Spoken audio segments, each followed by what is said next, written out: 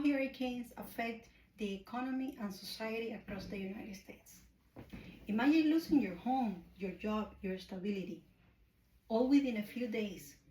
That's the reality for many communities when hit by hurricanes. Every year, as hurricane season approaches, communities across the United States, specifically along the Gulf and Atlantic coast, brace for possible impact. These storms don't just bring wind and rain, they picture deep accountabilities in our economy and society. To begin, we need to look at how individuals and families are affected. Hurricanes don't impact every community the same way. Low-income neighborhoods with poor maintenance often suffer the most. These areas face greater destruction and slower recovery. Hurricanes bring powerful winds, and in some cases, tornadoes can cause substantial losses of property, cars, assets, and personal belongings. Sadly, many people lose their lives trying to escape from these monsters. Similarly, manufacturers, businesses, markets, offices, and other corporations are required to shut down. Likewise, workers are left temporarily or permanently unemployed, depending on the storm's severity.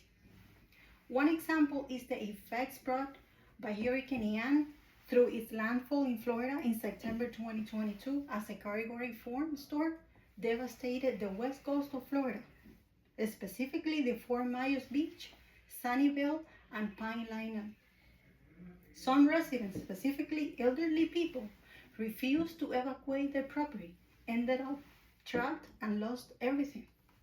Others decided to abandon, and when they returned, it remained just an inaccessible community, full of constructions and debris.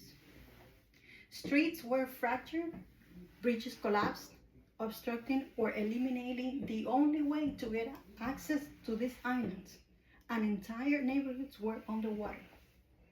On the other hand, hurricanes also provoke immediate economic consequences. In the rush to prepare, families face rising prices for emergency supplies. Many have no choice but to pay these higher prices or to rely on their savings to afford this extra spending to stay safe. After the storm, destruction continues, businesses close, and tourism breaks.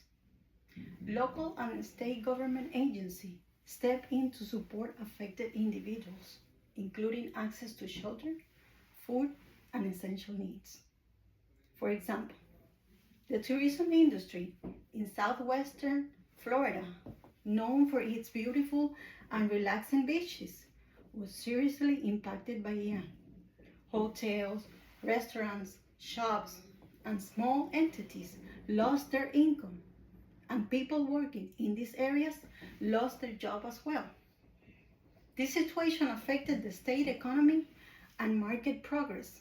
As a result, the population in this region was obligated to relocate, creating uncertainty in their lives. Some choose to move to places with better salaries and living conditions in pursuit of long-term and stability in the well-being of their families while adapting to new challenges. At the same time, residents must deal with their respective and complex insurance companies. However, filing claims, coordinating with adjusters, and waiting for the evaluation of damages can take several months, delaying the disbursement of funds they need to rebuild their homes and bring back the comfort they need. Ultimately, hurricanes are not only natural weather events, they also cause structural weaknesses within our community and society.